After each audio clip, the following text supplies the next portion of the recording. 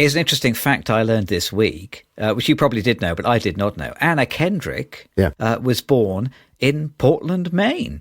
Yeah. Do you know her? I don't. Aaron showed her a house one time. Whoa! Yeah, she was buying a house for her parents, I think. She went to the high school that I was at for 1 year as a teacher. Did you look out for the AK graffiti scratched all over the furniture everywhere?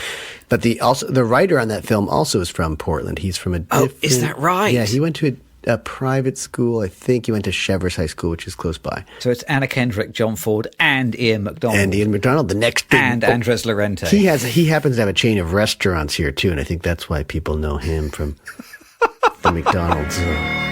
Oh, yeah, they've been quite successful, haven't they?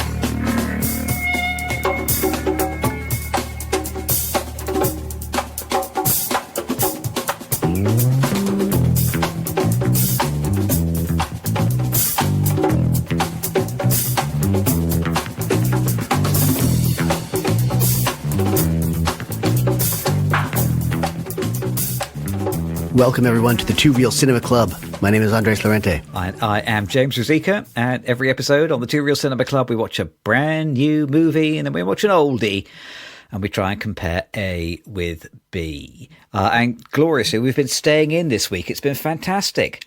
We've watched two films that we could watch from the comfort of our own homes without having to encounter the public. We have watched Woman of the Hour, the new Netflix debut serial killer thriller with some comic moments.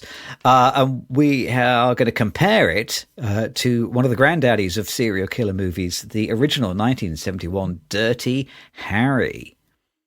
At the time, I'm going to say this now, which is at the time of recording, we are perilously close to the US election, and we promise that we won't mention it at all.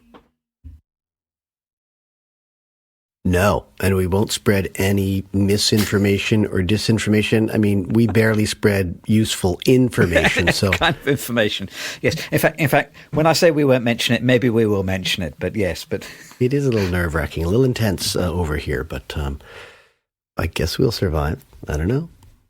We'll wait and see. You guess we'll survive. Doesn't he always say that? Donald Trump always says, "We'll see." We'll see. He doesn't want to give us any idea what he's thinking about. We'll see. Well, while we're waiting to see, let's talk about Woman of the Hour. So, new feature, debuting on Netflix, often a red flag. But excitingly, the directorial debut of Anna Kendrick.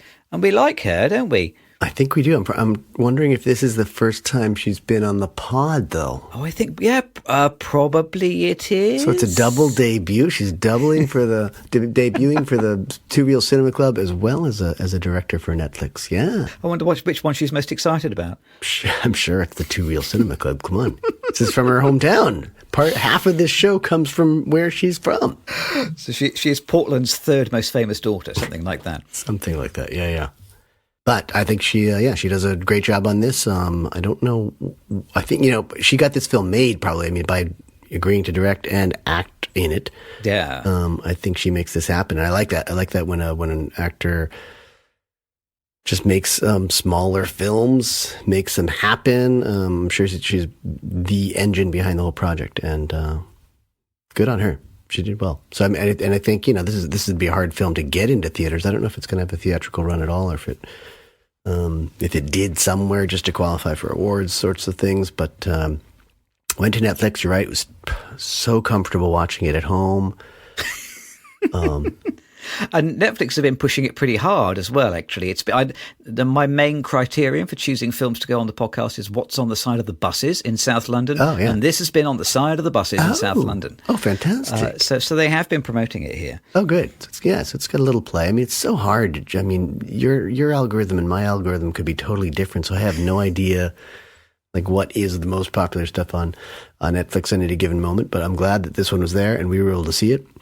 And I checked this afternoon. It's number 2 feature film on Netflix in the UK today. So people are watching it. It's doing well with good reason. And then I don't know how many people are watching Dirty Harry. I got it on the Google Play. Yeah, it's available everywhere, isn't it? It's a bit of cinema history. There's no hiding it. And that's something I saw a million times as a kid growing up on cable TV. So I'm very familiar with it. It was wonderful to go back and see that. And I think these guys make a pretty good study in probably more contrast than comparison. But it was good fun. It was good fun watching this week. So. Shall I tell you a story? Do you have anything else that you want to mention first? I was about to ask you if you would tell me the story. I'd be happy to. I'm going to tell you just the most tiny little bit of the story so that we can discuss more after.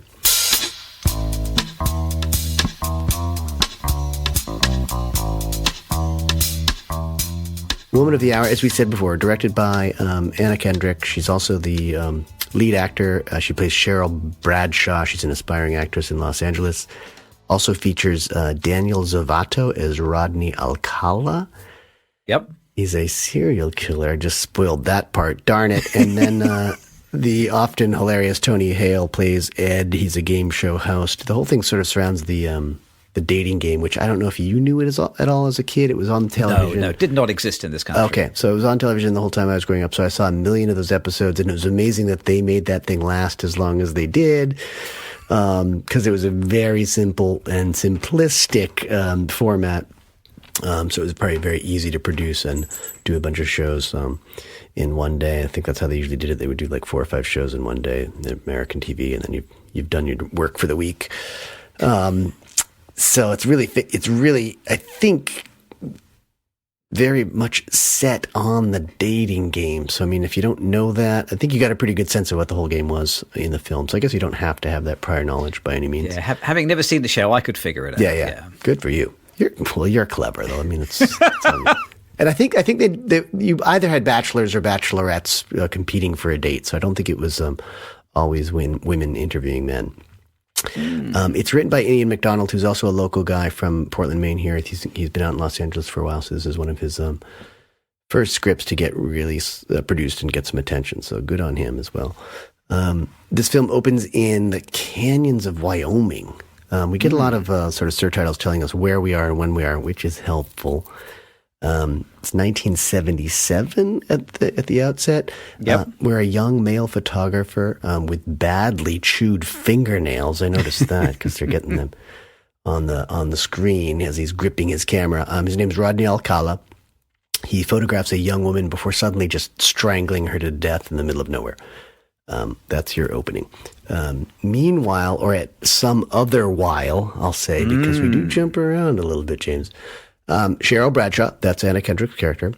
She's a struggling young actress in Los Angeles. She's having trouble making her rent, and her agent or her friend or whoever it is who's representing her gets her a spot on the dating game to have some exposure as an actress.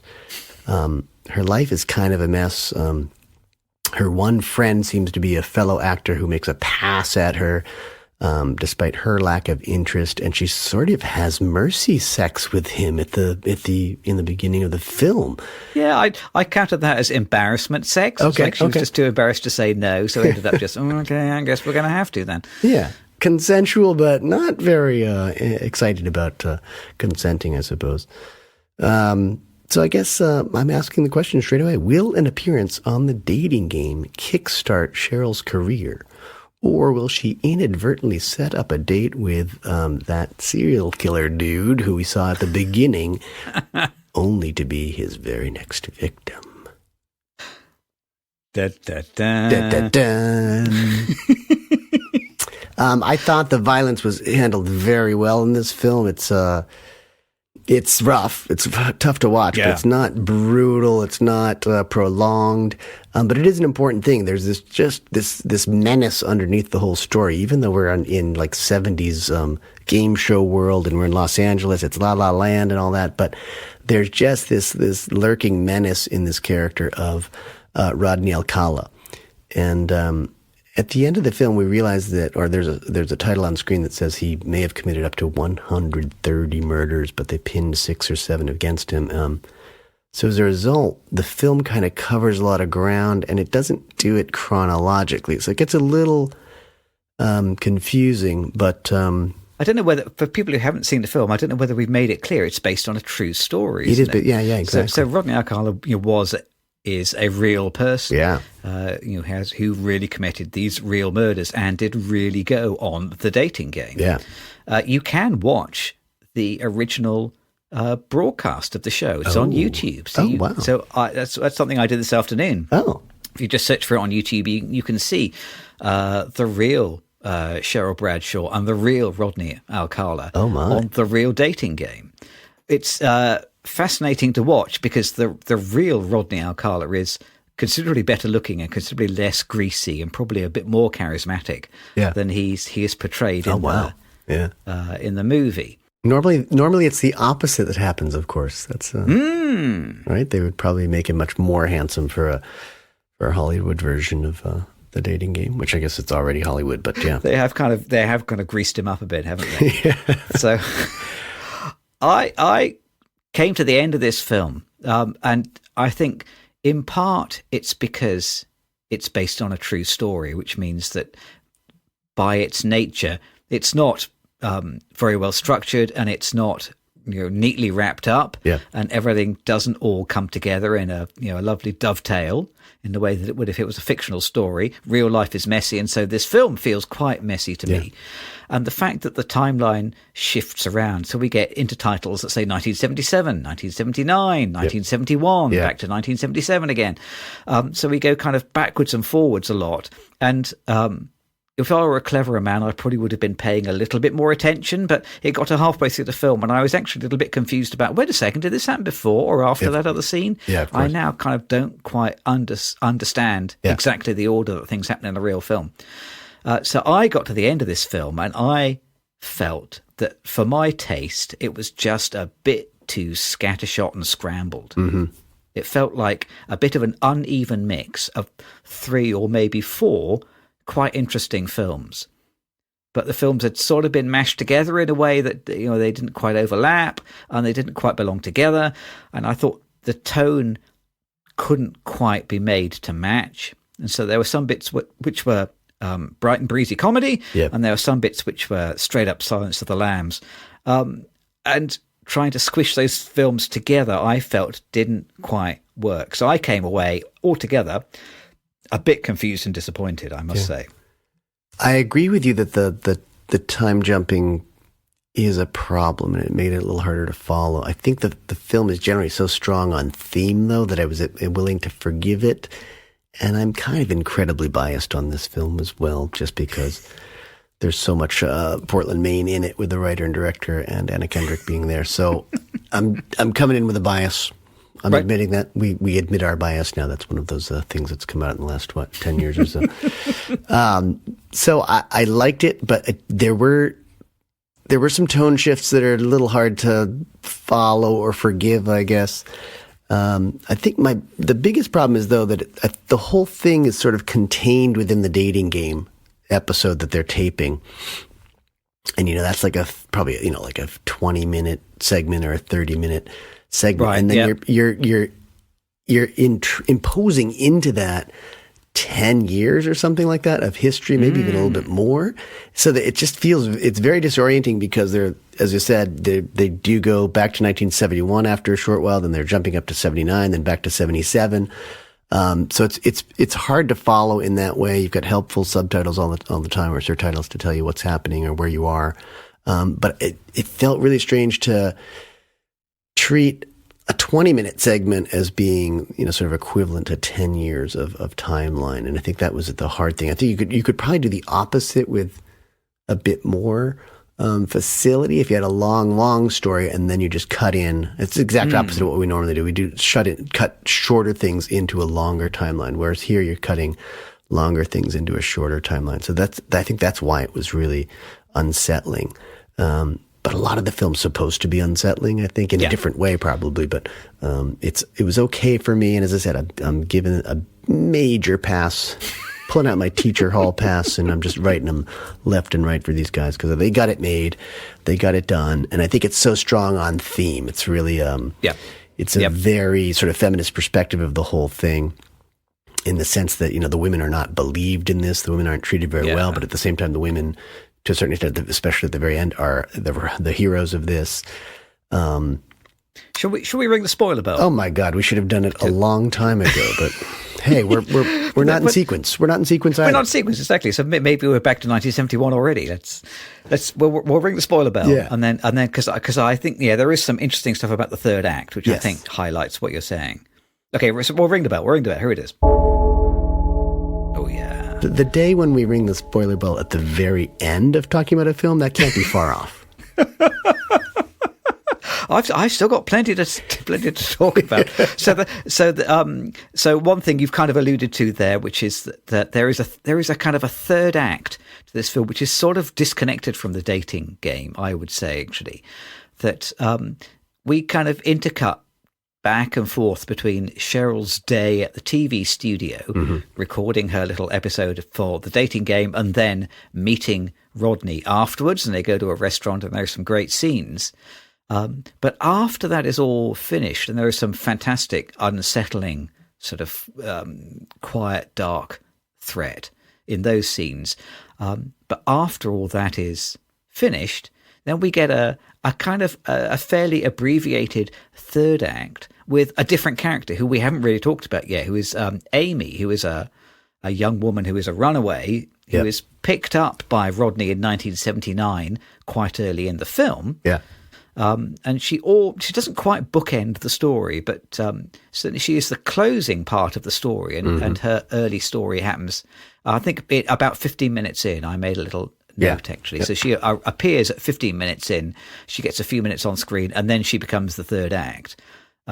She has been another victim, but thankfully she has not been killed. It's not clear whether Rodney Alcala was intending to kill her and messed it up, or whether he was not intending to kill her and wanted to play with her a little bit longer.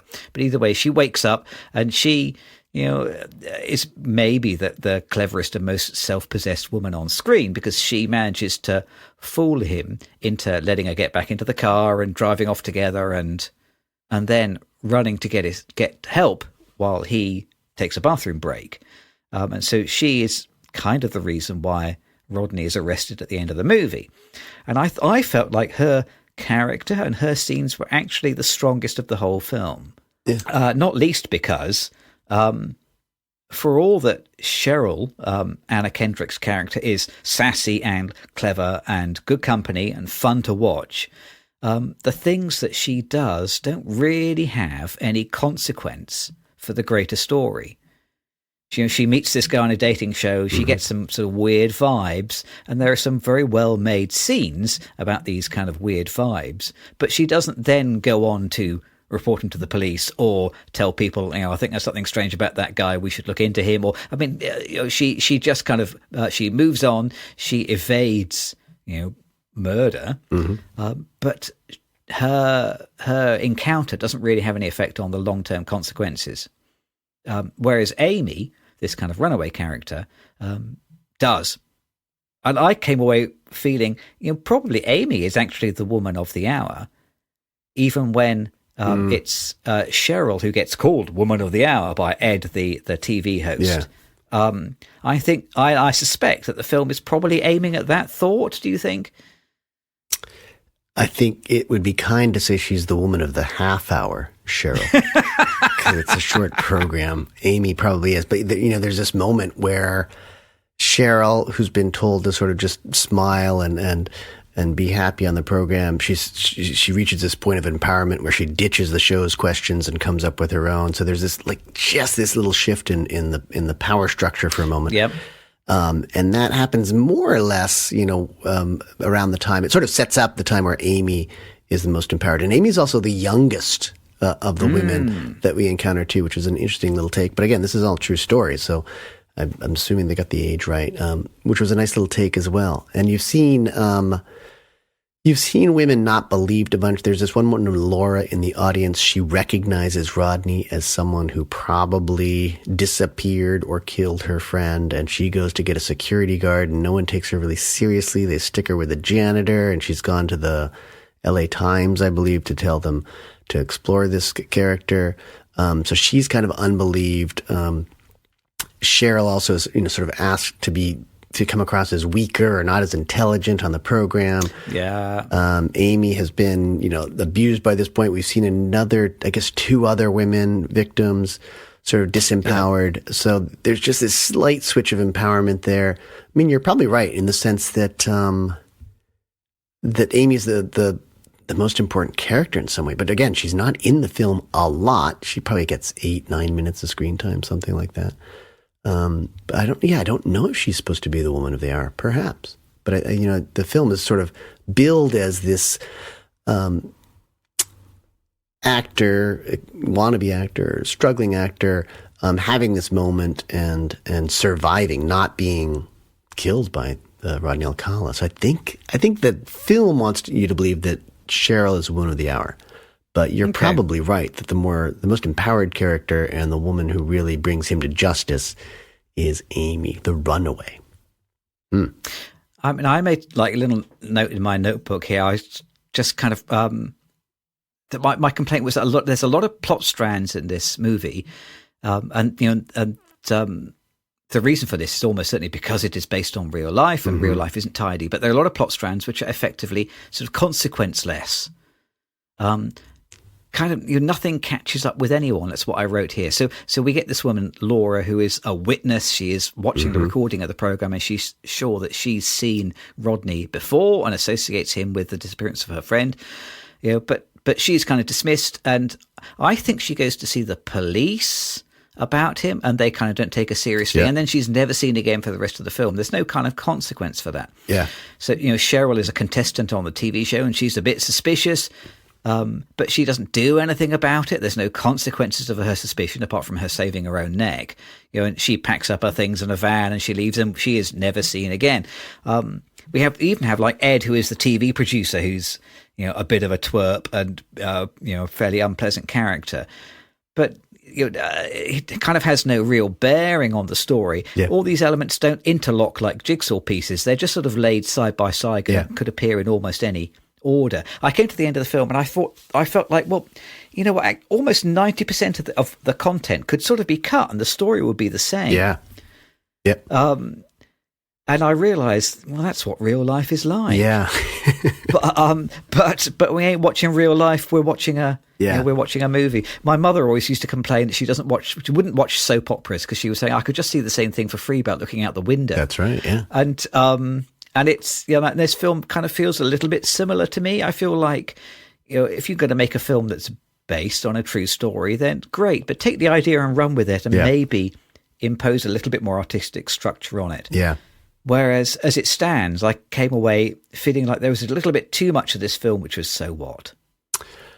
Yeah, I think that breaks that Hitchcockian rule of, cutting out the inconsequential bits or the boring bits.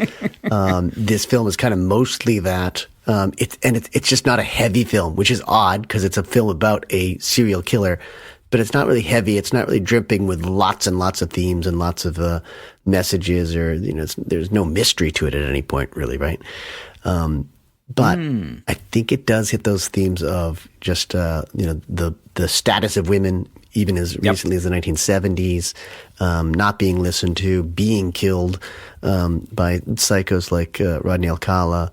And not really, not seeing too much of an investigation into them. And then, it turns out, oh my God, he 130 people instead of like 6. I mean, this is a monster who was let go free. Whereas if you would think at that time, if men were being killed by someone, that there'd be a bit more action taken and there'd be more belief in the potential victims or the survivors.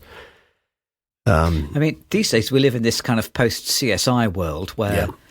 there will be DNA evidence and there will be CCTV cameras everywhere. And, there will be, cell phone data and all sorts of things that will help you to track people down. Yeah. I hope. I'm assuming that the proportion of murders which are solved is better these days. Maybe it's not. I don't know, though. I don't know for sure. I suspect that a surprising number of murders are never solved still, despite the technological solutions we have. But I don't know the statistics. I think they're probably just more now, so that, more are being solved, but they're just hard to keep up with. Because in this country, it's just murder, sadly, in many places. It's not that uncommon anymore. Or some of the serial killers or the bigger killings are, single event mass shootings kind of thing, which are generally solved. You generally know who the culprits are. Yeah. Right. So if you do commit mass murder, but you stretch it out over 9 years, generally you'll be all right. So if you do it all in an afternoon, they're going to get you. For sure. I will say there are a number of frustrating moments, and I think they're supposed to be. Like there's that thing where Laura even makes eye contact with Cheryl when she's on the show, as if to communicate this guy's a monster, but she can't really do it because I guess it's practically live television, or it's during a break. But, you'd wish that she'd say, "Don't pick number 3." There's this other frustrating moment where Bachelor number 2 sort of mixes with Bachelor number 3. They don't like each other very much. And Bachelor number 2 I think he's upset that he doesn't get chosen, but he's also just freaked out a little bit by Rodney Alcali. He senses something is strange, and he whispers into Cheryl's ear as he's going for this sort of consolation kiss for not being selected as the Bachelor to date. He says, "Watch out for that guy," So, I mean, he at least gives Cheryl some advance notice. And then certainly all those scenes where Laura in particular is going to the police, she's going to the security at the studio. She's just trying to alert people and no one's listening to her. And I think we're supposed to feel that frustration. So that seems pretty real to me. But they're kind of small moments. One of my favorite moments, though, and Kendrick does this wonderfully as an actor as well as a director, really. I mean, it's she's having this long bar scene. It's a very quiet bar, too, which is kind of creepy, and that's kind of unrealistic, but that's a good kind of unrealistic. It's very quiet. The bartender, Rodney wants to have her stay for another drink. He wants to buy another drink, and she makes eye contact with the bartender when Rodney's looking at the bartender, and it's like this, "No, don't serve him another drink." I should say that louder. She basically, with her eyes, says, "No, I don't want to stay for another break." And the bartender catches on to it. So it's like this, and she has similar moments with the women who are working her makeup on the set too, right? They're always saying, "Watch out for this guy." So there's a lot of this, just men are gross, and the film exposes that really well.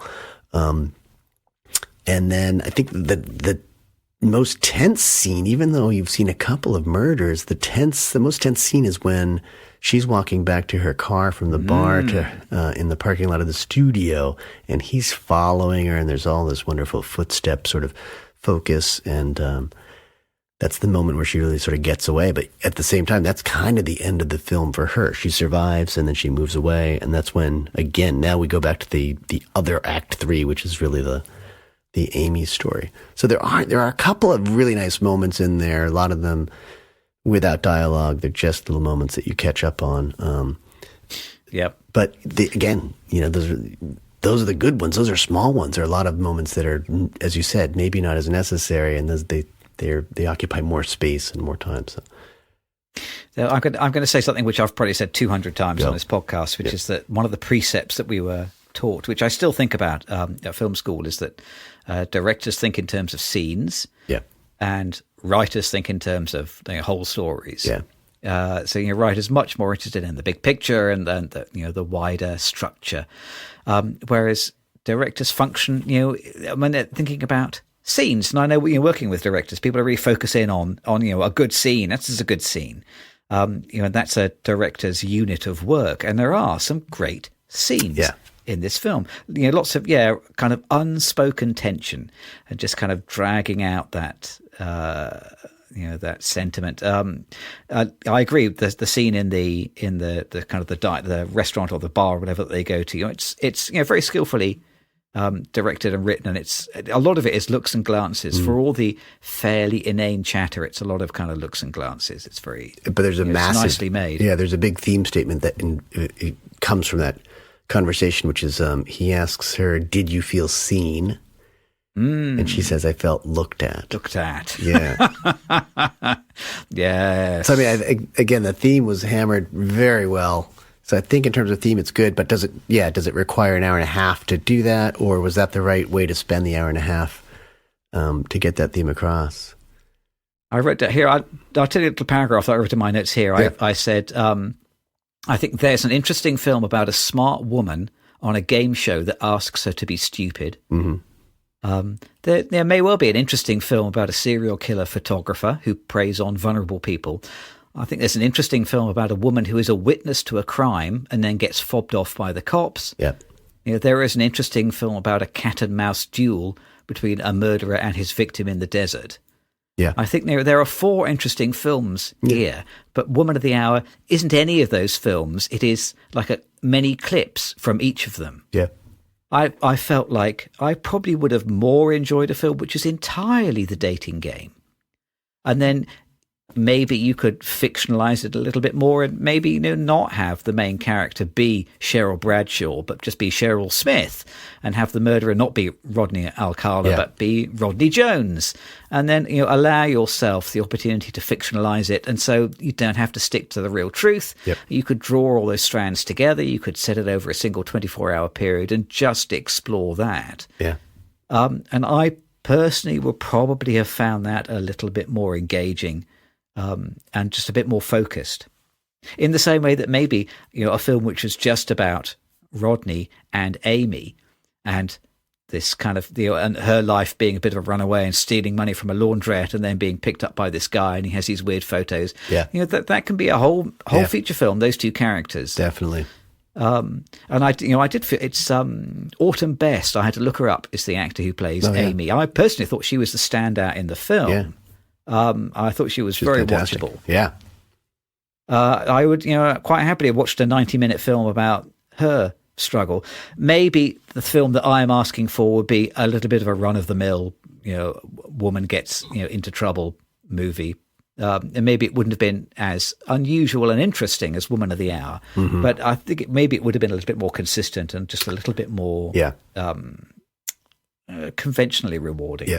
You could do, a proper build-up of tension. I mean, there'd be a great scene there where you think she's dead, and then you get the wrinkle at the end where, oh no, she's not. She's going to survive this thing. I think you're right. That could have been a better film. I think as a result, you do get a little mishmash, and the tension is. I mentioned the tension in the parking lot. That was probably for me the most tense scene, even though there've been a couple of killings that have been reworked, but that one, as a survivor, Cheryl has the big moment of tension in the parking lot.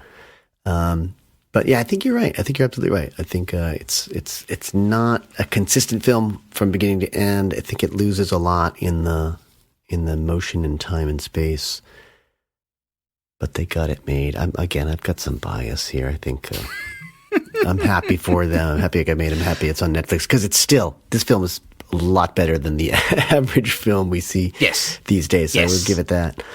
And then I thought, there's this one point where you see Rodney's book of victims, right? And I thought, oh my God, that's like the others. It's kind of the book of the dead, except he's actually making them dead, and that's why they're in his trophy book. But that was kind of creepy as well. I don't know if that's true or not. And I agree with you. I don't see too many biopics. I don't like many biopics for that very reason. Is that you're kind of confined by truth.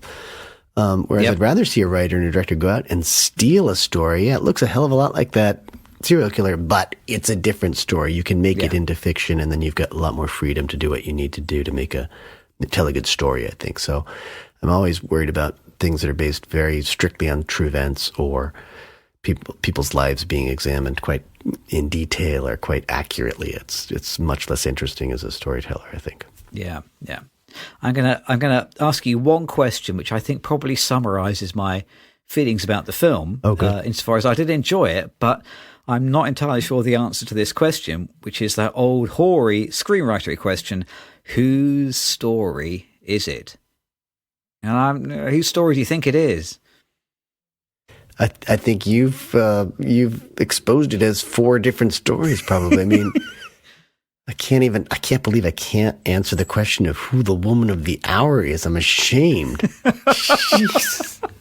I think it has to be, I think it's, here we go. I'm going to take the pathetic road here. I think it's all women's stories.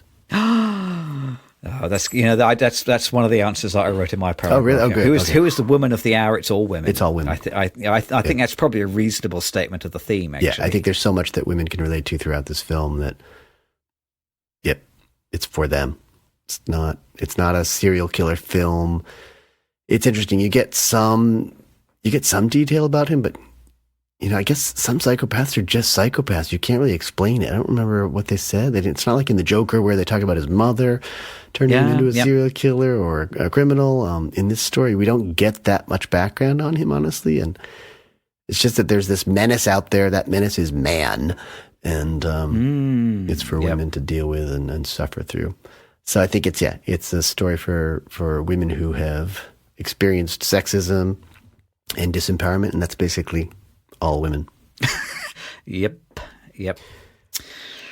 And yet, for all the ways that this film is actually kind of a bit surprising and a bit original and leaves you with some questions and certainly plenty to think about, I am still going to phone the Cliché Squad. They're not going to answer. If they answer, it's because we are men. They're going to answer our call and do something about it. I'd like to report a cliché on behalf of a woman, please. So I did write down a few cliches. The most obvious one is that I think the second scene in the movie, which is the audition scene. Oh, yeah. Of two men being fairly vile to a woman auditioning, because we saw that film last week, I think. Didn't we? That's pretty much a carbon copy of a scene in The Substance. Yeah. And every other movie where there is an audition, I feel like we've seen that scene many times, and now we've seen it again this week. Yeah. Well, yeah, and I'm just going to jump in right now because I only have one cliche, but it's also from The Substance. It's bathroom moments with someone hidden in the stall, getting a bit of information that the protagonist doesn't have, that sort of thing. Yes. That happens in this film with It does. I forget the name of the character. It's Mario, I think, the young guy at the LA Times, where I guess Rodney Alcala was a photographer, hearing Rodney kind of break down and starting to suspect that he is guilty of things that they accuse him of. So, am I right? Does that character, Mario, does he not turn up in the photograph Book of the Dead? He's in the Book of the Dead at the end, yeah. Right, yeah. Okay, I wondered whether I'd imagined that or not, but okay. Nope. Good eye. I have one other cliche on my list, which is simply the colour orange. Because I think if you watch this film, you would believe that absolutely everything in the 1970s was orange. Everything. The hair, the clothes, the interior decor, the weather. Utterly everything. I've written in my book here, not everything in the 1970s was orange, but you'd be hard-pressed to see that here. Even, I think, the washing machines and the laundrette, they're orange. I mean, absolutely everything is orange in this film. And I do like a bit of orange, but not everything was orange. Yeah. Even A Clockwork Orange was not a 70s film. I think that was a late 60s film, wasn't it? But precursor. Good question. I think it might be 1971. Oh, really? Clockwork Orange. Wow. I might look it up. Yeah, you look it up quickly. I will say that I think for a lower budget production, you probably 72. 72. Oh, wow. There it is. Okay, so that's orange too. Okay. For a low budget production, I was going to say, sometimes you can get away with making something a look period if you grab the color that was really dominant at that time. So it's probably just a cheap way of making this film look orange is my guess, or part of the reason anyway. Because I don't think this is a big budget picture by any means. No, you're right. Yep. And I suspect there are probably quite a lot of those orange 1970s buildings still standing in Los Angeles in one place or another. Yeah. I think there could be. Yes, okay. My sympathies to the production design team forced to work on a small budget with one can of paint. Orange. Overall, then, well, interesting, unexpected, and certainly at the top end of Netflix originals. Yeah. Why don't we have a break? We'll go and grab an orange beverage. And then maybe we'll come back and we'll talk about another 1970s film that does also feature quite a bit of orange. We'll come back and we'll talk about Dirty Harry. Dirty stuff. I have to discipline a cat here. Oh, what are they doing? Just out. Scratch and stuff. Their nose and CDs and books and things. Hang on.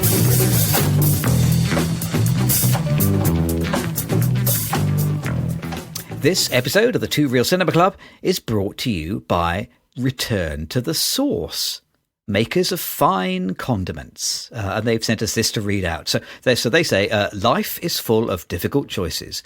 Ketchup or brown sauce. Ooh. chili sauce or barbecue, Ooh. Mexican guacamole, or Cinco de Mayo. Is that right? So I'm guessing. I don't entirely know what that is, but I'm guessing that's how they want me to pronounce it. Yeah, it's great. Yeah. Okay, but they say, but now, thanks to Return to the Source, you'll never have to choose again. Return to the Source's every sauce is a mix of the finest elements of every sauce combined into one. Tomatoes, chili, avocado, cream, peppers, honey, vanilla, chocolate and bubblegum, all expertly blended. Perfect for burgers or hot dogs. Enjoy it on wedges or fries, which I think that means chips for UK listeners. Yes, yes. Also chips. Goes with chips. Okay, there they are. Okay, right.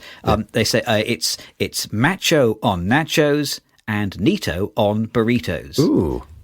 Use it mañana for bananas, and wipe it on your peach at the beach. Ooh. Now, It's good writing. I'm guessing they're talking about foodstuffs, yeah? Yeah, yeah. Right. They say spray it on ice cream, drizzle it on pancakes, and when you're done, use it to clean the bathroom, or substitute it for shower gel or deodorant.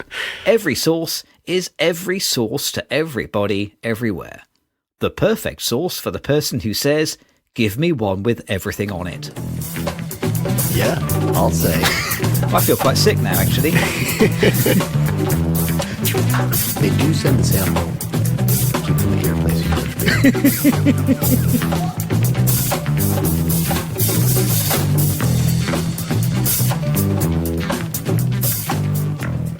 We are departing LA and we are going to zoom up the coast to San Francisco to visit with our friend Harry Callahan. Is he Callahan? Yeah. Yes, Callahan, yeah. Harry Callahan. I had to look up how to spell it. I assume there was a G in it, and there is not. So it's all just L's and H's. Call a hand. Yeah, there you go. Harry Callahan.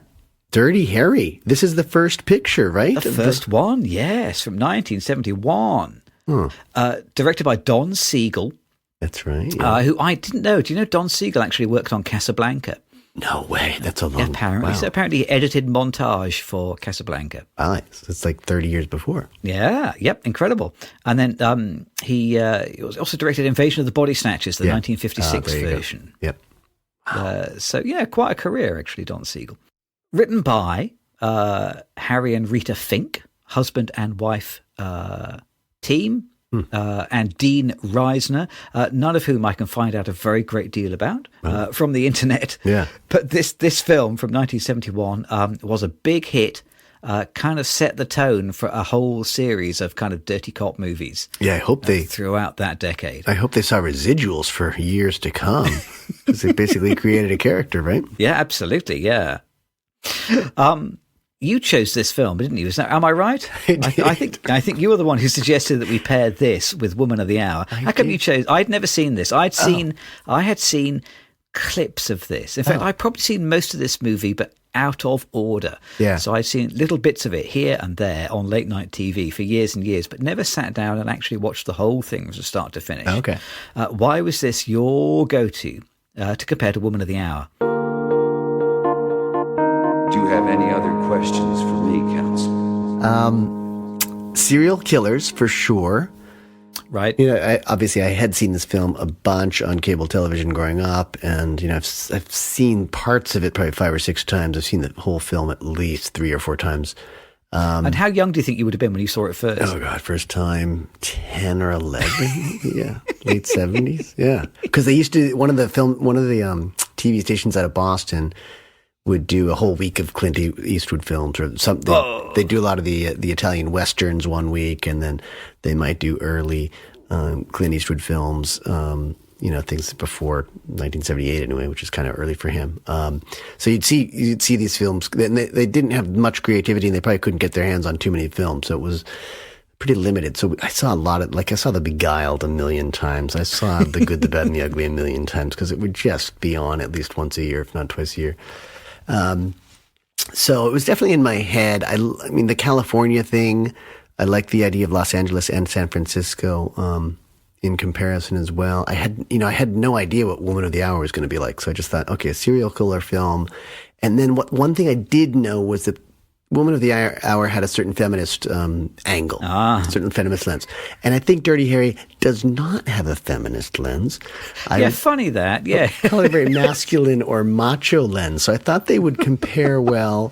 And as we get to them, there are a couple of scenes in this film that I just think they're like classic cinema at this point. So I would talk about those. But it's a very 70s film. And also Woman of the Hour was set in the 1970s. So yep. This comes at the height of like the Zodiac Killer, and in Dirty Harry, he's called the Scorpio Killer. So I mean, they're using it's like a true life story, and they're using sort of recent material stuff that's in the zeitgeist of California in 1971 to tell that story. So I thought they'd pair well. I think it worked actually. I mean, it's weird to say, but I think it works as a good point for us to have some discussion anyway.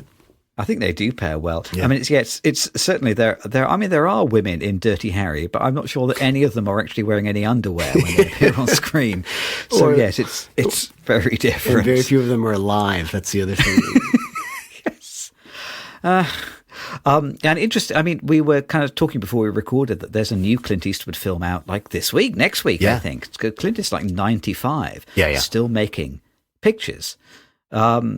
So this film is, and I think this film is still relevant today for other reasons as well, which I will probably go into in a bit. I think, but I think this remains timely. Yeah. So it's one of the earliest proper serial killer movies, but it remains timely. I'm interested to read some background details. The script was originally called Dead Right, not Dirty Harry. It was originally set in New York. And originally Callahan was like in his mid-50s. So the role was first initially offered to Frank Sinatra. Oh, yeah. And then John Wayne turned it down. Robert Mitchum turned it down. Steve McQueen turned it down. Burt Lancaster turned it down. Paul Newman turned it down. Jeez. So lots of people were offered the part and didn't do it. You're right. Yes, Scorpio was based on the Zodiac Killer. Yeah. The actor who plays him, Andy Robertson, was a complete newcomer at the time. But Eastwood saw him in a play and thought he seemed sort of unhinged, which is exactly what he wanted for the killer in this film. Yeah. So good bit of casting. Yeah. Still works today. Shall I tell you the story, such as it is, of Dirty Harry? Yeah, I know it so well, but I love being told this story again and again. This is a childhood story for me, so go ahead. Bedtime. Formative early experience.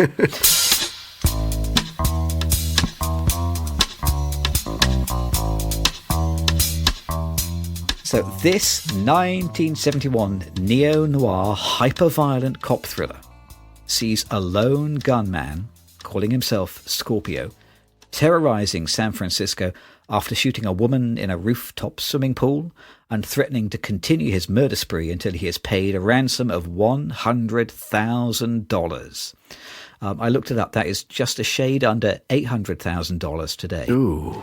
So that will buy. So that in San Francisco, that will buy you like a 1-bed apartment. I think. Oh no, not even that. The 800,000. Yeah, I was appalled when he asked for so little. I just thought, guy, you got to ask for more money. 100 grand's nothing. But they make such a meal out of scraping together $100,000. Surely the mayor's got that, just in petty cash in the bottom drawer. Anyway, the cop on the case is Harry Callahan. Iconic role for Clint Eastwood. He is tough, fearless, with no time for rules or warrants or Miranda rights. After a couple of near misses and a second murder, Callahan agrees to deliver the ransom to the killer in person. But what will happen when the cop and the serial murderer meet, and how will the case pan out? Ooh.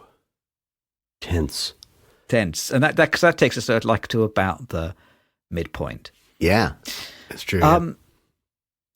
So having never seen this film all the way through, I have a lot of thoughts actually. But I kind of divide them into two categories. This is one of those things they teach you at medical school. They say, divide your thinking into sort of categories or subheadings. It shows you organized your thoughts. So I have two different subheadings to talk about the film. I do want to talk about the film as a work of art in its own right. Yeah. And I do think in many ways it's pretty spectacular, and there's an awful lot to enjoy here. It's very interesting. Yeah. But there is a second aspect of the film, which is its political content, which I think is well worth discussing at length, because this film is formative not just for you, I think, but for many other people as well. So as far as the film goes, I think it very neatly answers some of those questions that I was asking Woman of the Hour, without any hesitation. At no point was I asking myself, but whose story is this? Yeah. It's Dirty Harry's name on the poster. It's clear who the protagonist is. It's clear who the antagonist is. It's clear who it's about.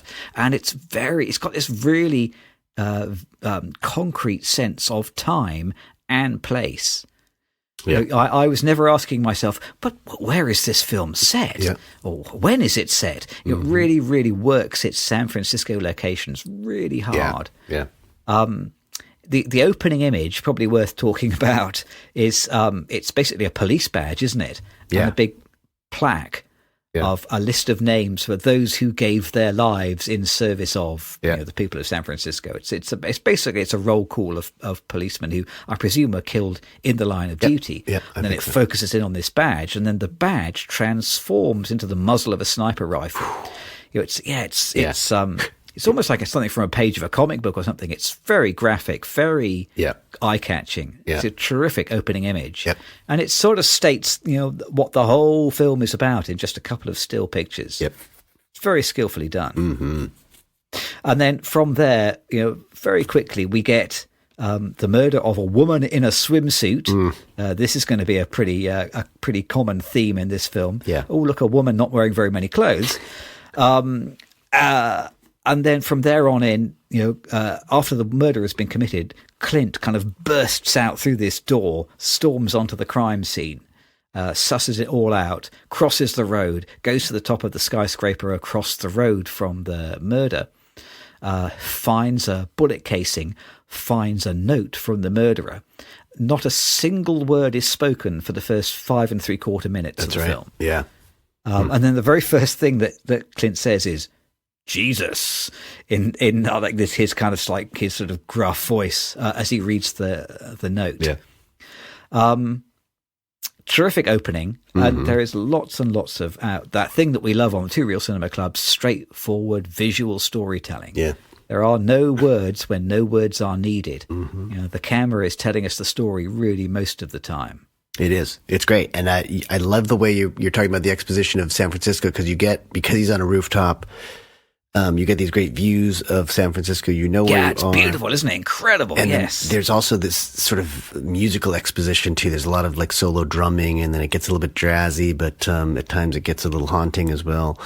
So the music really sets up the era as well as the city, I think, in a good way. The music is fantastic. It's Lalo Schifrin, isn't it? It's just so funky. It's so funky. Cool.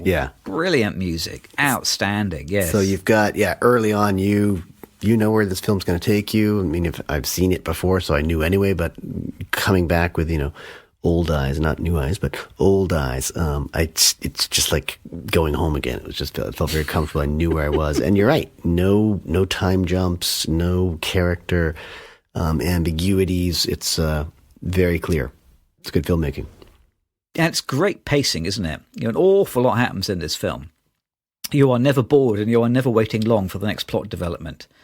And this is the other thing which kind of underlines one of my complaints about Woman of the Hour. Everything happens for a reason. There is a natural, logical progression for all of the events in this film. It swings this way, then it swings back. It shifts between the hunter and the hunted. It shifts between their screen time, but also it's like their position on the leaderboard. Clint is on top, Scorpio is on top. It's one is winning, then the other is winning. It's this great kind of rhythm in the plot, and it moves forward. Great pace. It's skillfully written, skillfully shot, skillfully brought together. It still really works as a thriller. Very exciting. One thing I like in the basically on the first act, there are kind of two save the cat moments. And they're appropriate for this character. Like a Save the Cat moment would normally be a nice guy doing a nice thing, and then you gain some sympathy for the protagonist, or for someone anyway.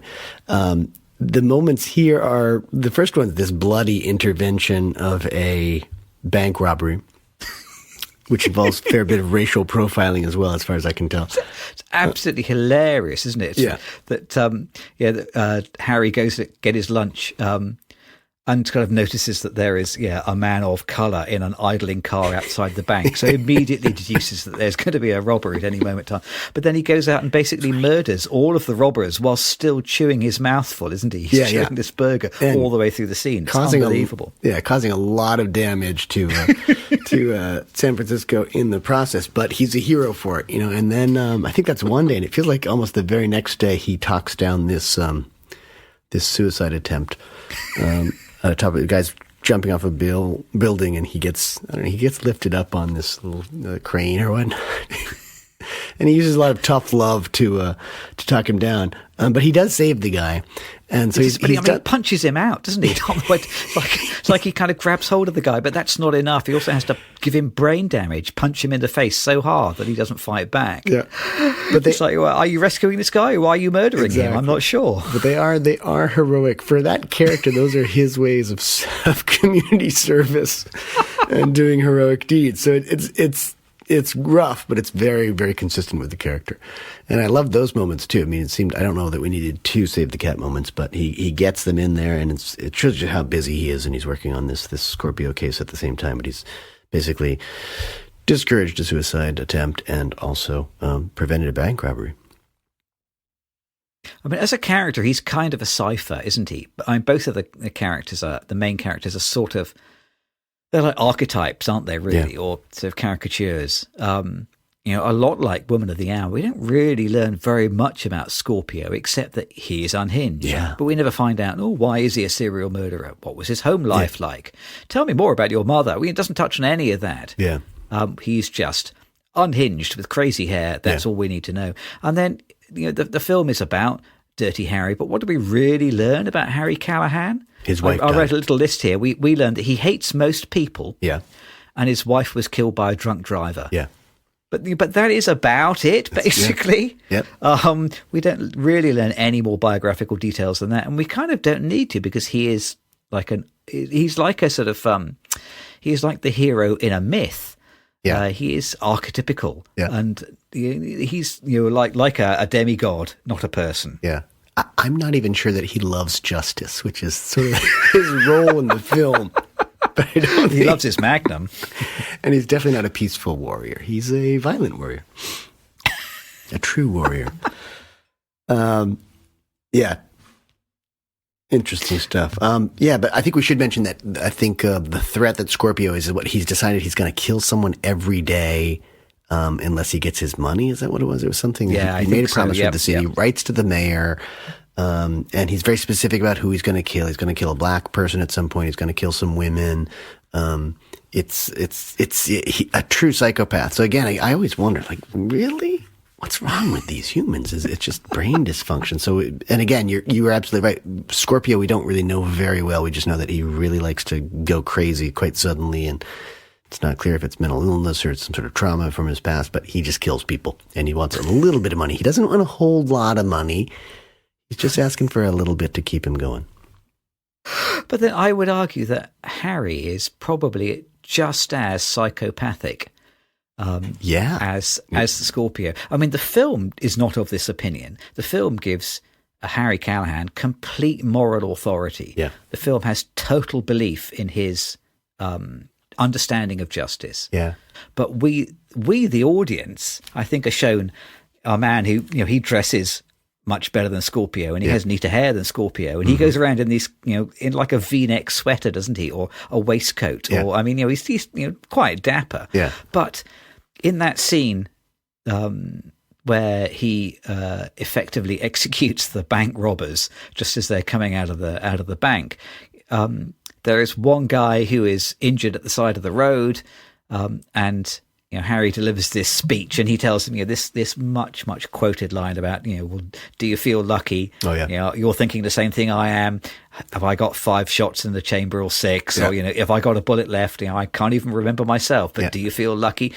Because he repeats this speech at the end of the movie, you realize that he has pre-written and prepared this speech. Yep. He has rehearsed it. Yes. He is intending to either murder people or make them feel that he's going to murder them. And he's rehearsed a little speech to tell them before he shoots them in the head. He's utterly psychopathic. It's unbelievable. And yet he also is the unassailable hero of the film. Yep. I think they qualify him, though, in the sense that he's also morally compromised. There's the peeping Tom scene where he's, I guess he's investigating, but he gets a little bit interested in this couple in their kitchen.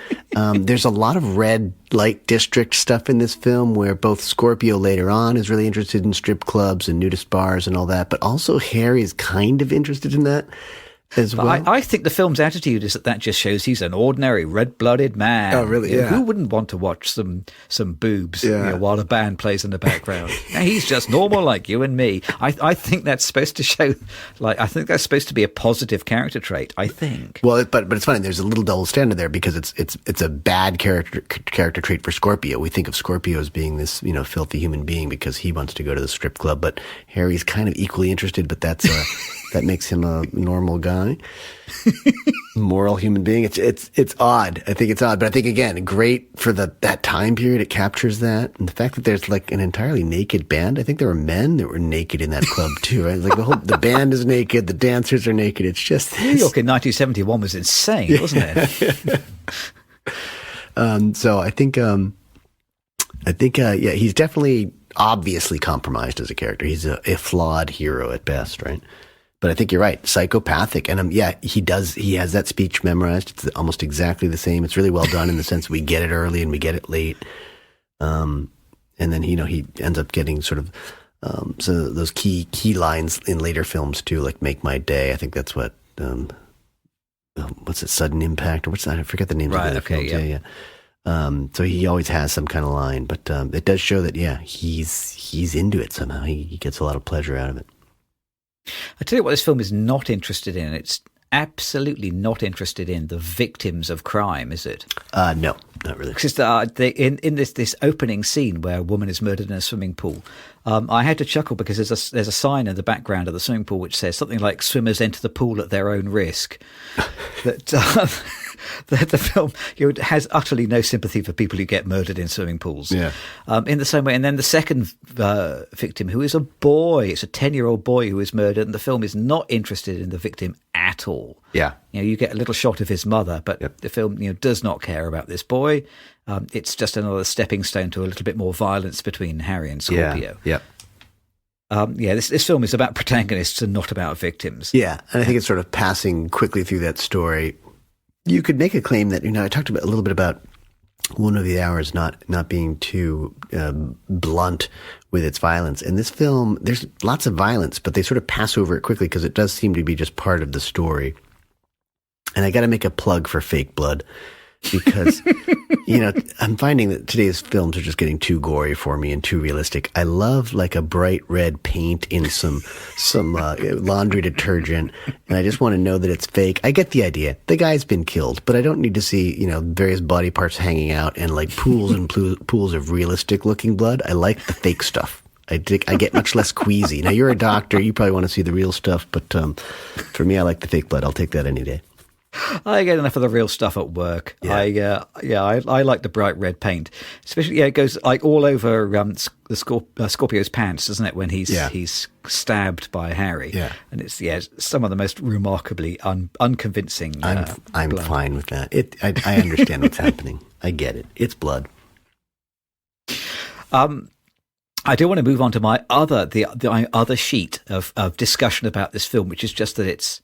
Talking about its political content. Yeah. In much the same way, when we watched Umbrellas of Cherbourg the other week, and I was saying like that, I felt like that film kind of unlocked 50 years of film musicals for me. Suddenly I understood where so many film musicals had taken their imagery and their shape, because it all comes back to Umbrellas of Cherbourg. And when you see the original, suddenly it all makes sense. Yeah. I think the film Dirty Harry from 1971, I've called it a Rosetta Stone for contemporary American politics. Because I think this film, I think it contains like an awful lot of American political touchstones. In this film, I reckon, it's what I wrote in my notes, this film must have been a formative experience for people who are now elderly voters, I think. Oh, yeah. I think there are a lot of Americans born, say, in the 50s or the 60s who like really, really identify with Harry Callahan. I think he's like an Inside Out style core memory for them. Just because I think he has, like you said, he has this absolute moral authority, doesn't he? Yeah. He knows what is right and what is wrong, and he doesn't need any namby-pamby evidence. Yeah. He doesn't need search warrants or proof, or he knows who the bad guys are. He has an excellent aim. He is a shrewd judge of character. He is utterly fearless. He kind of reminds me of Judge Dredd. I think Judge Dredd, the British cartoon character, comic character, is in part modelled on Dirty Harry. So no wonder he reminds me of, like, he's judge and executioner in one, isn't he? He meets out instant justice. He sees some people of colour robbing a bank. Well, they're all going to get shot. Yeah, and he's never ever wrong. And he's never wrong because he sticks to. Well, you said he doesn't love the law. He kind of sticks to the spirit of the law and not the letter of the law, doesn't he? Yeah, exactly. He doesn't. He's not a procedural guy. He's we've got our man. Let's kill him now. In fact, they barely ID him as being the Scorpio killer, and they're already into a gunfight with him. I was amazed that there was no inquiry into who is this guy actually, or let's try and arrest him or anything like that. It's like, nope, we're going right to the guns. We're going to try and shoot. And there are a lot of battles between Scorpio and Dirty Harry in this film. I think they have 3 encounters at least. So it's all about getting the man, however you have to get him. And then he's basically delayed. He hits these snaggles whenever, he's going to the mayor or the police. We have to let him walk free. I violated his rights. What are you talking about? I got to get this guy. But I mean, it's not just Scorpio that he hates, does he, though? There's like an early scene where he picks up his new police partner, in a scene which has been copied in every cop show and every cop movie ever, which is, I don't want to babysit some new rookie. Yep. Yeah, well, you've got to take him, Callahan. Yep. So he has a new partner, Gonzalez. Chico Gonzalez, And this is a way into a scene where Harry explains that he hates, or it is explained about Harry that he hates all minorities. His work buddy lists all the minorities that he hates, and it's every kind of racist word that you've heard in the last 50 years. In a single paragraph. Yeah, he hates all people, all minorities. He hates gay people. He hates hippies. Yeah. One of the many short episodes of seeing a naked woman in the film is when Harry is at a stakeout waiting for Scorpio to appear, and his binoculars are wandering around the windows of San Francisco. He spots some kind of some hippies, I think, who are obviously about to have some kind of fairly exciting sexual encounter. Yes. And he kind of he hates the sexual revolution as well. Basically, everything that's not a straight white person he hates. I think. Yeah. It's funny because he's definitely a man of the time in the sense that that's who he is, but at the same time he stands out in San Francisco or in that criminal world and as being a little bit different because he's so straight in this place that San Francisco, which is wild in the early 70s. So he's kind of pathologically straight. But the other thing which really surprised me, which I was not expecting to see, was the sheer volume of Christian imagery. Yes, good in this film. That's where I was going next. Yeah. Okay. Well, I'm sure you're more mindful than I am of it then. Because I the first word spoken in the film is Jesus, and the last word pretty much spoken in the film is Jesus. Yeah. But there's like this giant cross, isn't there? Yeah. That towers over Harry and Scorpio when they have their kind of fight. And then, after Harry gets rescued from being kind of beaten at the base of this cross. He even has like a chest wound, doesn't he? Like he's been sort of, up on the cross himself. Yep. There are 2 attempted shootings at a church. Yeah. Harry is nestled under this Jesus saves sign. I mean, it's absolutely crammed, isn't it, with this Christian imagery? Basically, Harry Callahan is the 1971 Jesus. Yes, and Scorpio has said he wants to kill a priest, I think, quite specifically.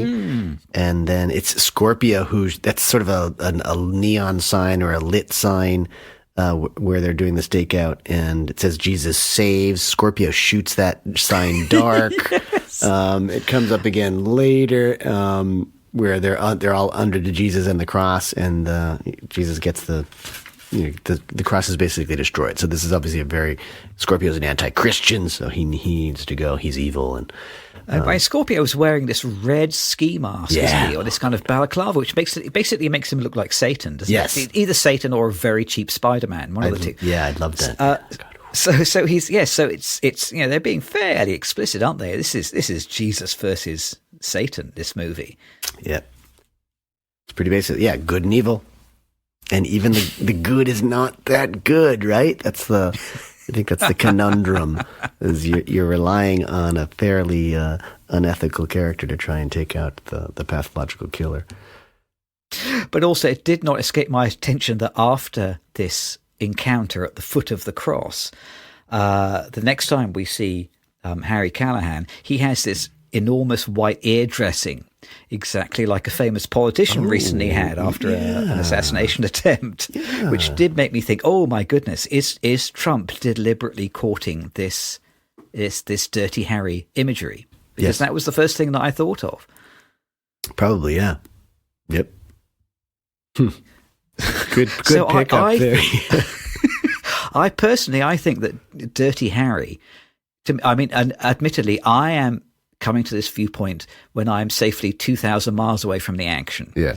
And also, as an outsider, you never really get a proper view of what is going on. So, as a humble British outsider, Dirty Harry appears, to my naive vision, to be a direct microscope view of the inner workings of the mind of a Republican voter. That's just what it looks like to me. I wonder whether there are quite a lot of Republican voters who really identify with Harry Callahan and feel like they are like him.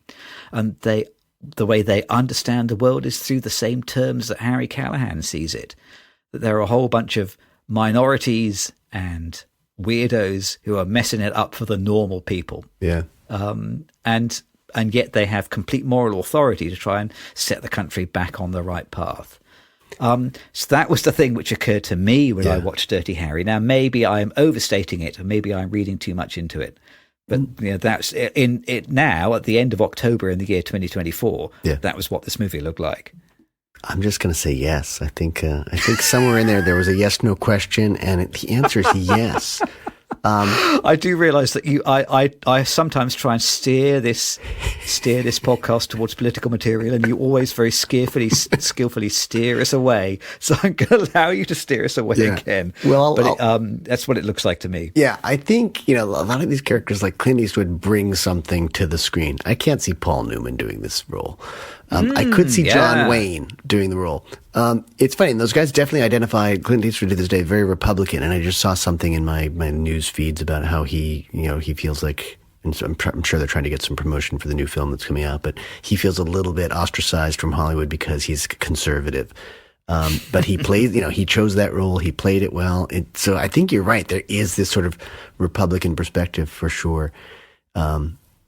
And especially a Republican perspective surrounded by liberals, surrounded by San Francisco. So I think that sort of amplifies his frustration.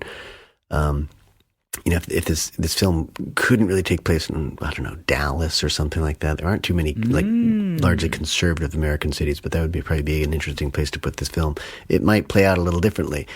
But he's in this utopia of liberalism. And there's all this crime, and he's going to be the one to stand up and put down the Scorpio killer. So, I think you're spot on. I think it's a pretty good political analysis of the film, and I think Eastwood brings that. Sometimes actors just bring a whole set of baggage, really. Whole cart of baggage to a part. And he does that well here. Yeah. Yeah, he's exactly right. Absolutely exactly right. So my conclusions about Dirty Harry, having finally seen it in full, is I think as a work of art, I think it's pretty sublime. I mean, I think it's, it's sort of ludicrous, and I did chuckle away, but I think it's so committed, very skillfully made. I thought it was pretty terrific, actually. There are a couple scenes considerably more artful and accomplished than I was expecting. And there are a couple scenes that they're just imprinted on my memory, but that I really love. It's the one scene where he's finally catching up with the Scorpio killer, who just happens to be the groundskeeper at this stadium. And there's this wonderful, eerie stadium scene where they encounter one another. And it starts out with one of the funniest things I've ever heard in a film, which is when Harry's got a new partner because Gonzalez is in the hospital, just because anyone who works with Harry Callahan ends up in the hospital. He's got this new temporary partner who won't climb the fence with Harry Callahan to get into the stadium because he says too much linguine. I could not stop laughing. It was the funniest thing I've ever heard. And Harry Callahan has no use for this guy, so he's going to find his own way into the building, and Harry's going to jump the fence. But then it's this empty stadium, and they end up on the middle of this football field, and Callahan ends up shooting the guy and sort of torturing him, just standing on his kneecap, and the Scorpio killer's on the ground, he's just screaming, and then you get this really inelegant pan out with the camera, it's just pulling away. I'm not really sure how they did it. It might have been on like a long wire, but it's not in this steady pull, and the music gets kind of maniacal there too. So you just get this really creepy image. Could have been an ending scene in many ways, but it's just pulling away, and it's chaos. It's an empty space. It's lit up by Linguini Man, who finally found out how to at least turn on the lights. So he was somewhat useful. And then he goes home. I think Harry wants him to go home. But it's just this iconic scene. And it's basically police brutality. And yes, he's violating his civil rights, but you know that the Scorpio killer has it coming. So there's that scene, which is brutal. And then there's this other scene where Scorpio wants to frame Dirty Harry so that he gets himself beat up. He pays this black man $200, I believe, to just beat the crap out of him. And again, it just left such an imprint on my 10-year-old memory that it sticks with me to this day, that he would spend money for it. But it's an amazing beat up scene. It's exactly what he wanted. He just gets beat up more and more. So these images you don't see these things in any other films, really. You see stuff that's like over the top violent now, but those were they're not that brutal by today's standards, and yet they're really impactful. That scene on the football field, when the partner turns the lights on, I mean, it is just an iconic shot, but it's all in darkness and the lights come on, and the way that it has been framed. Harry is almost in the background, and in the foreground is just this enormous black gun, isn't it? It's very, very Freudian. Yeah, I would say it's extremely phallic, but it's such a iconic single image. Very memorable. Yeah, I was wondering whether that weird pullback was them making use of all the helicopter budget that they'd assigned to this film. Spend all this money on helicopters, so we must use it whenever we can. Yeah, that's a very good possibility. It did seem kind of windy. But then there are also a lot of these things in this film where there's a lot of showing and telling, which just drives me crazy. When the best example, I think, is when the Scorpio killer's going to he's hijacking this bus, and he basically phones into the I forget if it's a message or a letter that he's I'm going to be taking this bus, and I'm going to be exactly on this street corner at this time, and I'm going to have the bus driver and the kids. He's telling you exactly what's going to happen. We already know that it's going to happen. It's happening.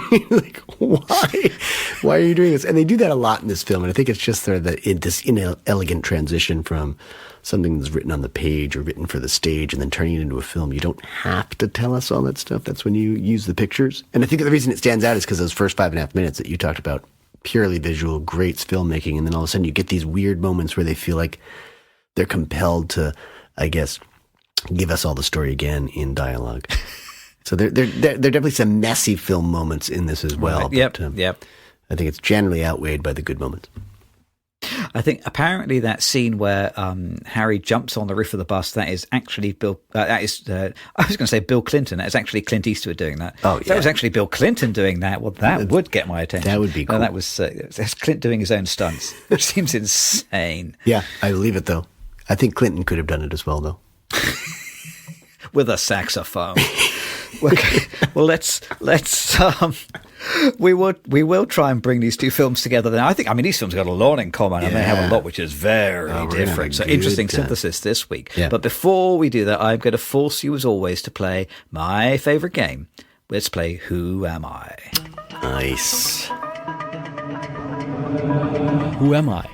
So I've for a change, have got an answer. So in part, I feel a little bit like Anna Kendrick's character in Woman of the Hour. Oh. Insofar as it's she has this kind of nervous laugh, doesn't she? Her character, Oh, and yeah. this kind of, and she's like a bit of a people pleaser, like when they're sort of doing her hair, and she's just kind of letting them do it one way and then do it the other, Yeah. and she says, "Oh, I'm going to wear this," and then they tell her, "No, you've got to wear a different dress," and she just agrees. And she's kind of bending over backwards to be accommodating and polite and nice, even though she doesn't really like a lot of it. Yeah. And I feel like I sometimes I feel exactly that way as well. I think that's a very human sensation. Yeah. You want to please people, but also don't want to have to please people. I thought it was a nice character moment. I could see myself in there. But of course, that's not my real answer. My real answer is that I want to be the first Doctor in Dirty Harry. First Doctor. There's, Yep. After the shootout outside the bank. Yep. His buddy. Yeah, Harry gets shot in the leg and he goes to see this doctor. Yeah. And the doctor says something like, I think Harry says, "Oh, just clean it up with some iodine and, Yeah. and let me go." And the doctor says something like, "Well, I don't come to your place of work and teach you That's how to right. beat up suspects and get confessions. Oh. So don't tell me how to do my job." And I thought, I want to be that guy. Yeah. Oh. Giving Dirty Harry a bit of attitude and yet also being one of the guys. That's funny. And acknowledging police brutality. I had you pegged for the second Doctor. I love that Doctor because he's very nonchalant. He's been hounded because they want to find out where the Scorpio killer is. They think that he treated Scorpio. Sure enough, he's treated him. Not only did he treat him, but he knows exactly where the guy lives and what he does for a job. And he basically is so helpful in solving the crime of the Scorpio killer. And he's just totally uninterested. He's just he seems bored. Like, oh, this is what I do all the time. I identify exactly what neighborhood one of my 1,000 patients lives in, what they do for a living, and here's where you're going to find him. He was so helpful. That guy's nothing like me because I can't remember my patients from one week to the next. But who are you this week? I think I'm Chico Gonzalez this week, who has that notoriety of being one of Harry Callahan's partners, and that never ends well. And I just like the fact that he's the lesser-abled sidekick who actually survives, because some of Callahan's partners didn't survive. Don't. And he's smart enough where he gets hurt and he immediately quits his job, and that's me to a T. I want out. Oh, yes, for that lovely disability pay. If Fantastic. it's scary, get me out. Yeah, he's probably the most sensible character in the whole film, isn't he? I think so. Right, let's see if we can bring these two different yet somehow the same films together. We'll do our synthesis. Okay, perfect. I'm ready.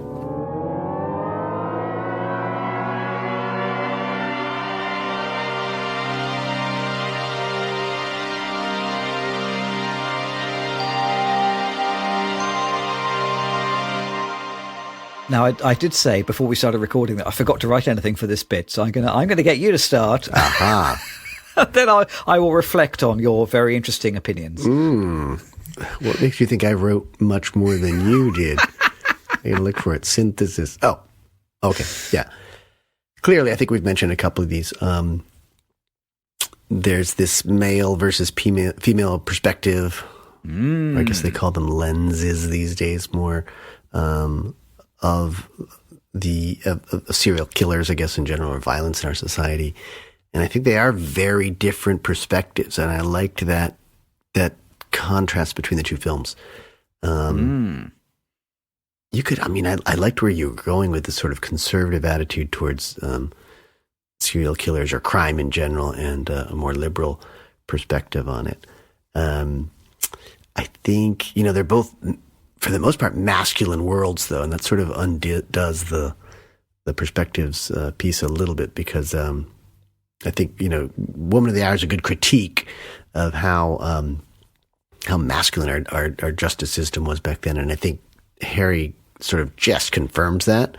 So it's interesting that they do get female perspectives into a Woman of the Hour. So I like that a lot. I mean, both films sort of have they express the same idea about the lives of women in the 1970s. Yeah. Yep.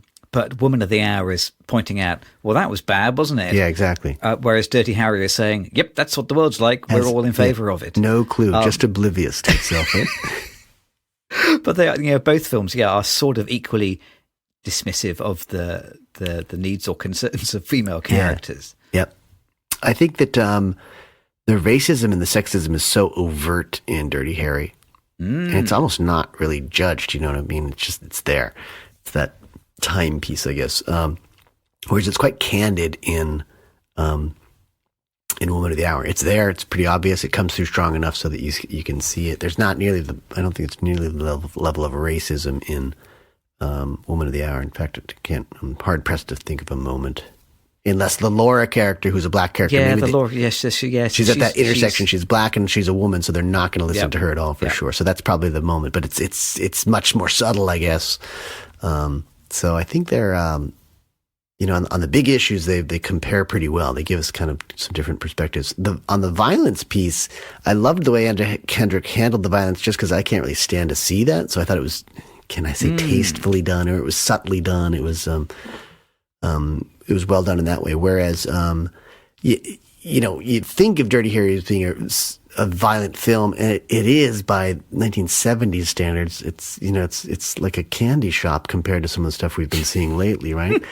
And yeah, thank goodness for fake blood. I mean, I wish we went back to the more fake blood. Blood does not need to look that realistic. So, there are obviously a lot of violence in both films. And you've talked about a little bit about the politics of each, but by now you must have come up with something on your little list of things to. Well, I feel like every serial killer movie is kind of like triangle shaped, insofar as there is a murderer, there is a victim, there is an investigator. And these two films, they both have that triangle shape, but they're not interested in one of the points of the triangle. So in Woman of the Hour, there's virtually no investigation that happens of any kind. In fact, there's sort of an anti-investigation, isn't there? Yep. Whenever concerns are raised, they are simply dismissed or erased or ignored before they get anywhere. Yeah.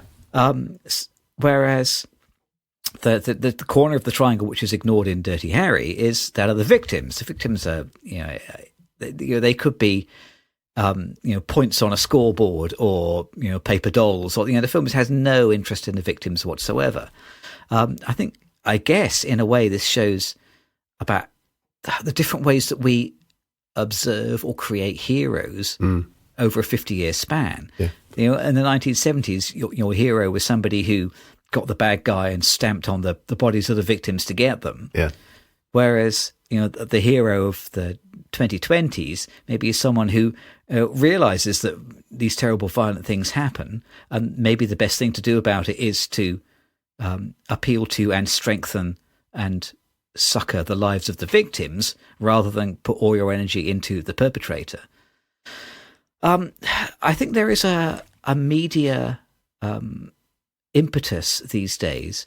We were talking about mass shootings before. I think the media these days, certainly in the UK, when there are acts of violence that are reported, the media does its best to concentrate the story on the victims and not the perpetrator. Because when you make the story all about the perpetrator, that's just making them more glamorous and more interesting, and that's how you trigger copycats. Yeah. Whereas if you emphasize the story of the victim, then you're more likely to make people feel like, this is a bad thing that happened, and it shouldn't be repeated. And Dirty Harry and Woman of the Hour, really explicitly demonstrate that difference, don't they? Yeah. Dirty Harry is all about the perpetrator, and how unhinged he is, and the cop, and how unhinged he is.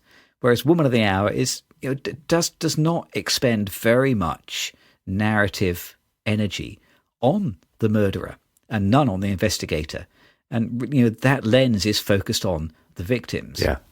And, and the victims are, I want to say they are they the most interesting characters? I think they probably are the most interesting characters, aren't they? I think Amy is probably the most interesting character in the film.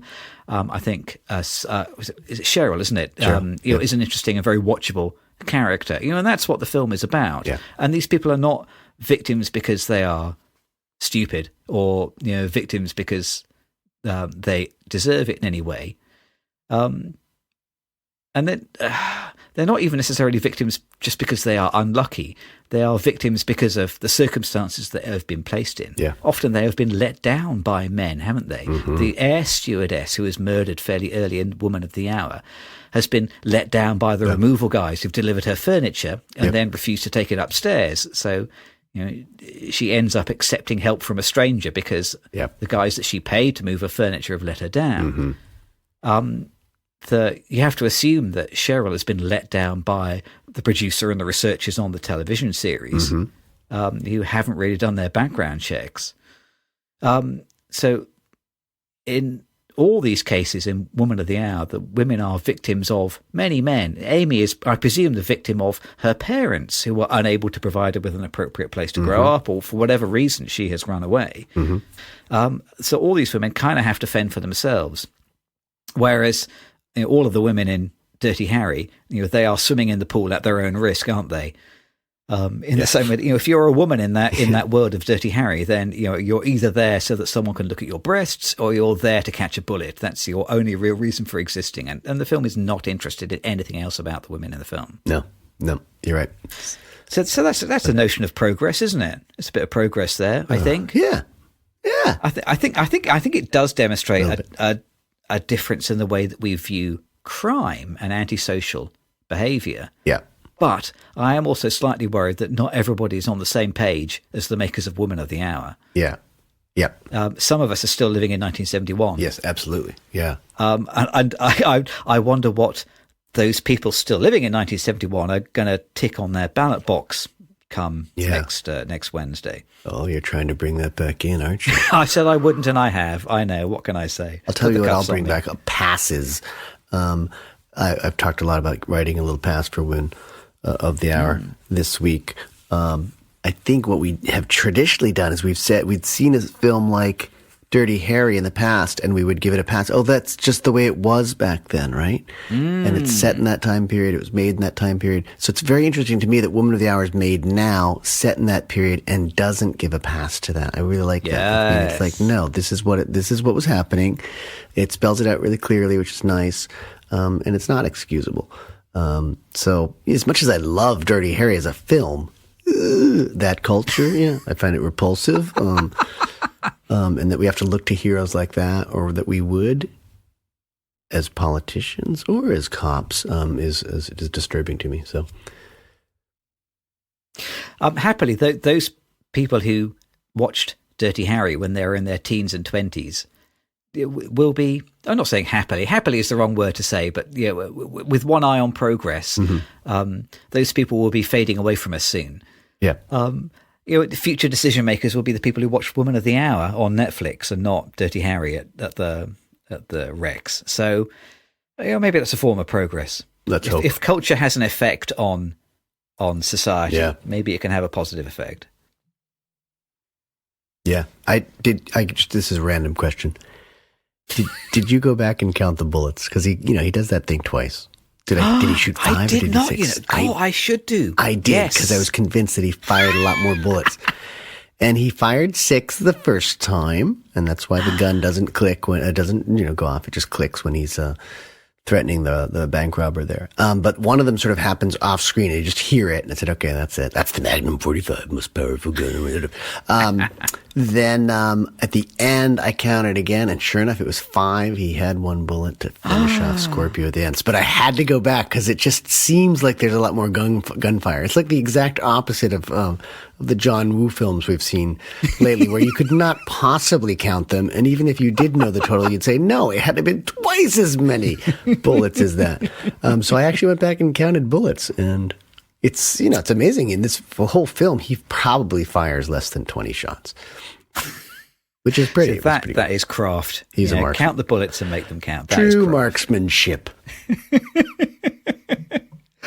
Well, speaking of hits, we have just enough time to talk about what is also playing at this theatre. Yeah.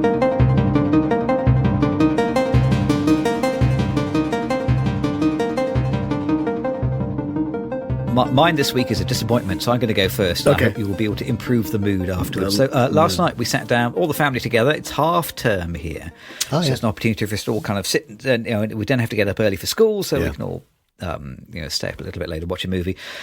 I chose the film, and I regret it. We watched Operation Mincemeat, which is a British film from a couple of years ago. Operation Mincemeat. Directed by John Madden, who made Shakespeare in Love. Yeah. Best Exotic Marigold Hotel. Yeah. It's a World War II drama. Oh. Colin Firth, Kelly MacDonald, and it was surprisingly bad. Never heard of it. It's based on a true story about an intelligence operation where the British Navy, I think, they found a dead body in a London hospital that they were allowed to use, and they put him in a uniform and they planted fake plans for the invasion of Greece on him and then floated him ashore in Spain, hoping that the plans would make their way back to Hitler, and Hitler would believe that the Allies were going to invade Greece when in fact their plan was to invade Sicily. And it turns out the plan worked, and that's quite an interesting story. But unfortunately, it's been turned into a pretty dull one-note film. It's what I would call British film type D, insofar as it's one that features Churchill. There must be some rule where about 25% of all British films must feature Churchill, and this is one of them. One of Britain's most famous and most filmed racists.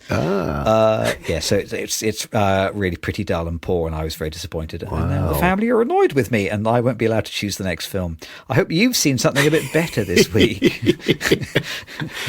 No. It's harrowing this week, coming up on Halloween. Right. Last night I saw 2 local horror films. They were packaged up by public television station here. So I thought, when you say local, you mean this is more Portland art here? So 2 films. This has been a big Portland episode. It has been a big Portland episode. Good. Well, we're keeping it local, but I'm not going to say too much about them because I was much displeased and little scared. So maybe that's it. Yeah, they just packaged 2 films up. One was called The Monkey, about one of these like cymbal clapping monkeys who haunted a family for several generations. Okay. And then the other one was about aliens coming and taking the form of deer or some sort of woodland mammal that could be shot in order to kill the aliens. But they had this big spaceship, and then we only saw one. That is a very New England approach to sci-fi, isn't it? You use what you've got. Good idea. And there was only one alien, so it was just, I think you needed more somehow, but hey, whenever someone actually makes a film, I'm like very proud of them. It's not easy to do, so there's a lot of work that goes into it. I just wasn't very entertained. But my brother shared with me a video from another public station. I think actually New Hampshire is done between New Hampshire and Maine, but it's a documentary on our great something grandfather on my mother's side.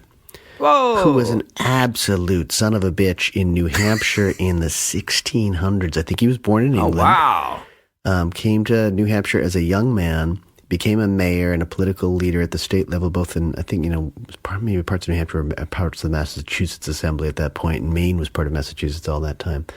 And at one point, he's notable for 2 things. He managed to sort of trick, capture, and turn over 300 of the local Pennacook Indians and have them sold into slavery. Oof. He was a trader, so he was one of these guys who had, goods to sell and trade, and he always ripped off the Pennacook. And he was just a terrible negotiator, terrible deal man, very self-interested. And at one point, I guess he became very upset with these 3 Quaker women for some reason. And he had them marched from, I think, Dover to another town about 30 miles away in the winter, sort of barefoot, and they would be somewhat tortured, I don't know, thrown, had vegetables thrown at them and maybe been hit and beaten and stripped more and more of clothing as they made this 30-mile walk. And then, the best part is that the Pennacook eventually get even. They sneak into his house and they take hours to just torture him and murder him to death. And they all, there's this one point where apparently, you would make your mark on something, not necessarily a signature, but you'd make your mark on a document if you were doing business with Richard Waldron, this guy. And they all would take turns making their mark with a knife across his chest as they killed him. So he met a proper end, and it's just bizarre because my mother was just one of those kindest, most wonderful people on the planet, and she's 7 generations away from this bastard. So it was again a horror film of sorts, but this was the best thing I saw all week in a long time, and it just it's just interesting to see this thing and realize, this guy is 400 years ago he was related to me. This is a relation. So that was the most compelling thing I watched all week. I like the idea. Yeah, best film you've watched all week was basically a home movie from your family. Yes. And they have a lot of the documents are right down the street at the Maine Historical Society. So I do need to go check that out. I'd love to be able to see them up close and personal. But it was we had just found out about this guy a couple of years ago. On one hand, it just shows, I didn't realize our history, the family history goes back, to the 1630s or whatever, 1640s. But on the other hand, it's like some of your relatives you don't want to know. Well, I'd like to make some interesting conversations over the Christmas table this year. Absolutely, yeah. Just time. Are you gonna? What's the name of the film? Great question. Let me see if I can bring it up. It's up here on my screen somewhere, I believe. It's called Pennacook Retribution, : Who Shall Judge the Indians Now? So it's nice because, so much of the story of the American Indian is that they were savages and they attacked colonists and all these Europeans coming in and taking their land, that it was, they were the evil ones. So it just puts it, it gives the background, at least for this one case, of why this European-born bastard, deserved what he got, So, so Pennacook Retribution, Who Shall Judge the Indians Now? I can forward it to you if you'd be interested. Yeah. I've always thought, like, this, since I've known about it, I thought, this is the kind of story I would love to tell. Definitely a period piece. It'd be interesting. I mean, that those years in, the New World are just so strange to me, like the 1630s to 1700. He was dead before, this even just became a kernel of an idea of a country. So, well, I'm glad he had a chance to reproduce before someone carved their name in his chest. That's the good part, is that, you can see that future generations can atone and can redeem the family name. But, what a bastard. Oh my God. What a bastard. Anyway. Yeah. On that note, just time to do the socials then. Yeah, do something social. On Instagram, we are at 2 Real Cinema Club. Read the blog at 2realcinemaclub.com. Comment on our YouTube channel or email us.